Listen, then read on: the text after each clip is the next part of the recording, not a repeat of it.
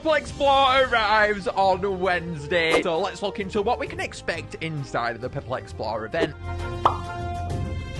So first of all, let's go into what island we can expect to see Spurrit on, as that's his main point of talking, I do think, today. So in Anniversary Month, we saw sales for every single seasonal, and alongside these sales, we saw the islands that the seasonals might be going to, and this has been the case for every single one. And with Spurrit, inside of this event, we saw a sale for Fire Oasis. So Spurrit and Perplexplore is going to be taking place on Fire Oasis. But guys, I think today we also have another talking point, and something that I want to discuss a little bit more in detail too before we go into Perplexplore. With Perplexplore taking place on Fire Oasis, and as the last WUBBOX having been on Fire Haven, and as looking towards Fire Oasis, and as expecting that one quite likely to be coming next in the WUBBOX family, I do think that the possibility of a Fire Oasis WUBBOX coming inside of Perplexplore is quite likely. It was added to Fire Haven, and it coming to Fire Oasis inside of this Perplexplore would be an amazing timing for it to come around. I mean, we've seen Kana inside of the Playground app, and we know that that is the area which is inside of WUBBOX, but what we don't have confirmation on is how Fangler came to be inside of the Playground. We've known about Kana. It was specifically highlighted upon that Kana was inside of that WUBBOX, and that it was all explained now when Firehaven WUBBOX came. But what about my Fangler? That's still unexplained, guys. I still want to see it. So I'm hoping that we can finally learn why Fangler is inside of the Playground, as we're still waiting on this one, and I still want to see it come true. Seeing as though this is the best time for it to come, it will provide more content for Perplexplore. We've seen inside of these new seasonal events, new content come around, whether it be the Dipsters, Knolls. There's always been something along with these besides Crescendo Moon so far, so I would be led to believe here that WUBBOX would be his most likely scenario for this. Fire Oasis WUBBOX before Fire Haven Rare WUBBOX 2 just seems like that is the route that the monster handlers would choose. And I do think Fire Oasis might be his last stop for WUBBOX. I don't see WUBBOX coming onto the Magical Islands or really any islands that we have inside of the game as of right now, so this could be our last stop for WUBBOX, which is quite interesting. And with this being a lore-themed event, as that is what Perplexplore is all about, I would expect to get some quite juicy lore drops from WUBBOX. Even if it wasn't WUBBOX, something quite lore detailed I do think is going to come from this event. With WUBBOX, though, if we were to get WUBBOX, I would expect some story for WUBBOX coming on over to Fire Oasis, how it potentially came out of the Living Core, which is where Firehaven is, and made its way on down to Fire Oasis, which is outside of the Living Core. We could have some observations from this too about what WUBBOX might have remembered about its past, as it was buried supposedly deep inside of the Living Core when the cataclysm of the continent occurred, and we could learn about essentially the story behind this, and this would be a one-stop shop, I do think, once finally getting a bit more about that lore, as this feels like the perfect chance to potentially encapsulate on that whilst going over their journey from the Living Core itself. You really can't have a Perplexplore event though without having some lore itself, so even if we don't get WUBBOX inside of this, you gotta have some lore, okay? Because if you don't get lore inside of a lore-themed event, you're just crazy, okay? Now, for the sound behind WUBBOX, if it was to come though, I think it would potentially sound quite similar towards its original sounds. With Firehaven, we got a very different take on WUBBOX. It sounded quite different. It was a lot more lower volume, and with this one though, I'm sensing that they would go back to the roots behind this, as it seemed like Firehaven WUBBOX was the differentiator from them all, and just it was striving for something different with the original composer who was there, but seeing as though we've got a new one now, I feel like they might want to go back to the roots behind that, and I would really like that too. I feel like the original sounds would fit the more upbeat tones of Fire Oasis too more, and going off of that, just having a WUBBOX overall inside of this upbeat song, I think would really have a huge impact. Just thinking about WUBBOX playing at the end with Shriveled, that is everything, okay? That is where I want WUBBOX to go, by the way, and it must play that. There is no opportunity for it to go anywhere else. I want it there, okay?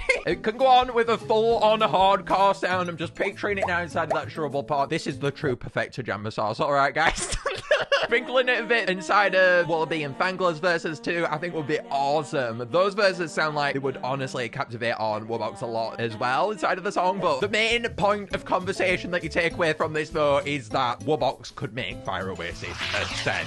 This island, it lacks instrumental monsters, and I feel like this could be an amazing fill-in part for Oasis. Is just gonna ascend that island completely. Then though, moving from WUBBOX back to us living ocean sucker. sucker for sure. Alright, it's my least favorite monster, guys. I don't know what to think about this guy. But let's move on to the one and only Spurrit, the living ocean sucker.